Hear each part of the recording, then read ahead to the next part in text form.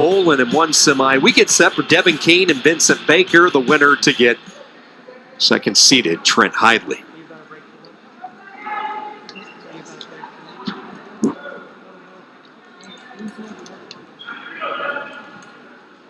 Keep in mind, fans, many of these weight classes, they have 3 qualifiers. That means that even if you lose first round, you still have the ability to work your way back to get an automatic qualifier by taking top 3.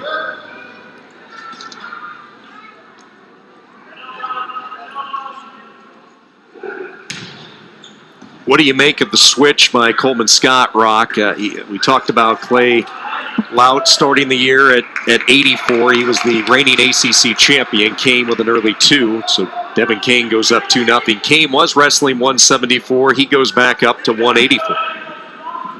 You know, it's always good to see people wrestle up. And the reason why I say up, just because you don't have to worry about weight. You can just worry about wrestling tough. But sometimes when you go up a weight class, you find that there is a definite strength element between certain weight classes. That being said, Clay Lout and Devin Kane, they conversed. The coaches came in and they said for the team, it's best that Devin Kane goes to 84.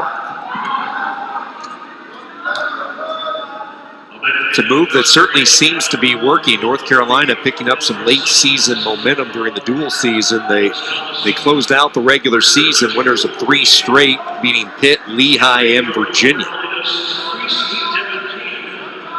And Lehigh just won the EIWAs. Saw that. It's good to have the championship season back, isn't it? Excitement.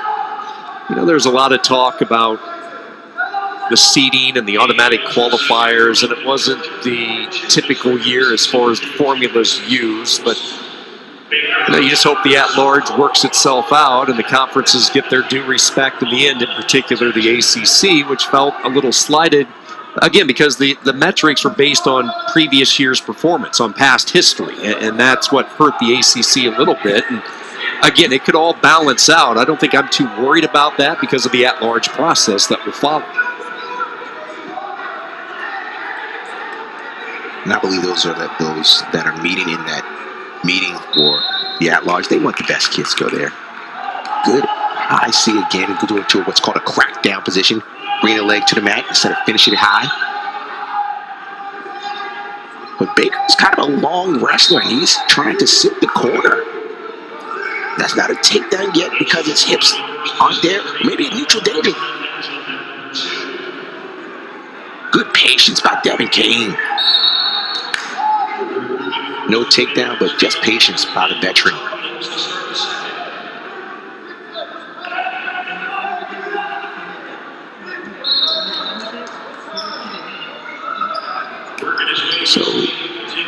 So they're going to review something. Not sure what they are reviewing.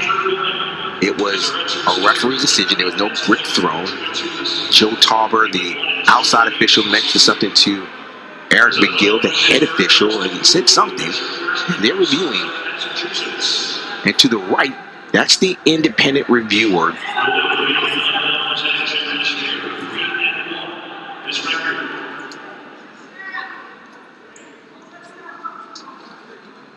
I'm not sure what the question might have been. Let's see.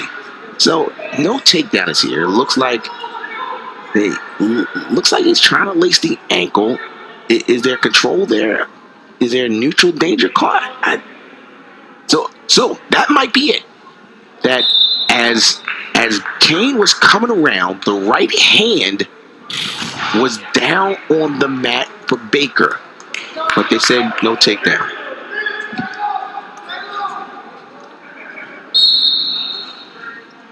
No change. Score remains 2-1 Kane. Inside 30 seconds to go in the opening period. Another thing, fans, when you talk about the hand touch, oh, good. I see it getting back to the crackdown. Just as Baker was tagged with stalling, Kane shot. Submarined his way low. Switches to the double, now goes right back to the left leg of Vincent Baker, and a whistle and a stalemate. Nope, into period. No points awarded, so we go into the second with a 2-1 lead.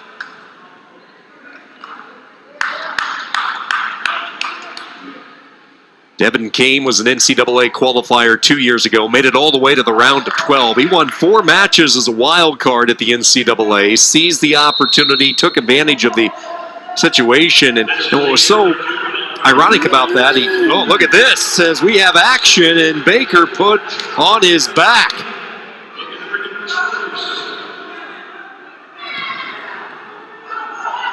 Devin Kane not wasting any time. Baker trying to bridge up and power his way out.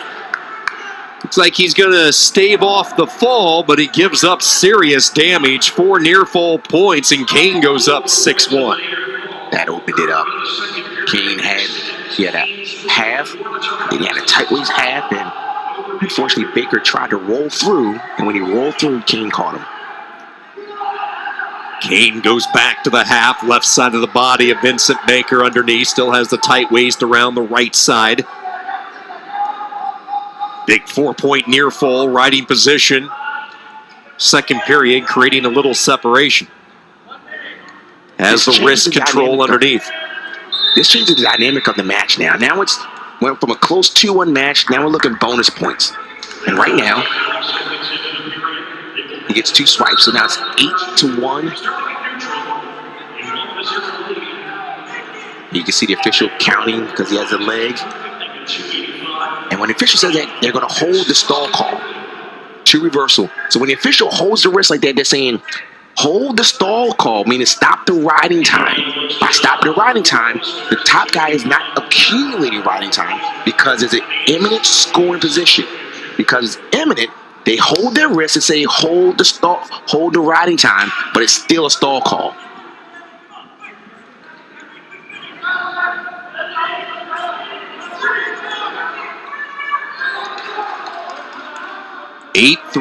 Devin Kane, who had such a bad ACC championship the year he made the big run in the NCAA. Is that what was so crazy about that year? He's looking good today, though. So he had tight waist half and rolled through and caught Baker on his back. And that was close to a fall. In college wrestling, it's only 1 second for both shoulders to be on the mat. Good fight by Baker to get off his back. But that was close.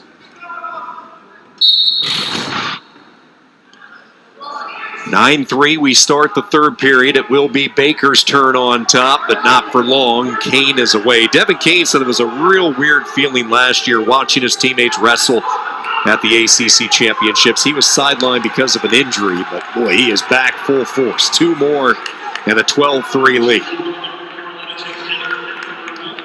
Kane missed all of last season with a shoulder injury. 2-time Georgia State champion. Excited to welcome his younger brother Gavin to the North Carolina roster this season. It's the first time that the two will be in the school at the same time. Just missed each other in high school, so they have enjoyed working out with one another, training each and every day.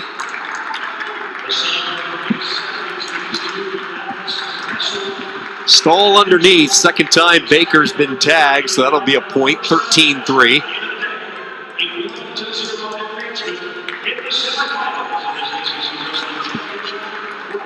Winning is great.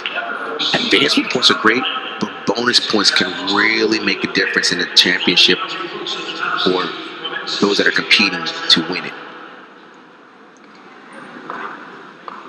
Coleman Scott wasn't kidding. At the start of the year, he told us he had a couple of absolute hammers fighting for the spot at 174 in Loughton Baker. He's got a couple of hammers at 74 and 84. Kane adjusting well, leading by 10. Lout taking care of business at his more acclimated weight, and North Carolina hitting their stride at the right time of the year.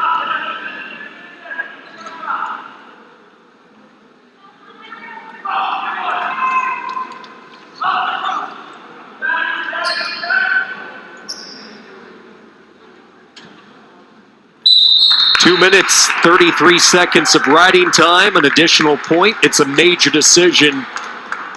And Devin Kane will match up with Trent Hidley in the semifinals. Coming up later today, the Tar Heels pick up a bonus point from their senior, Devin Kane. The updated bracket at 184.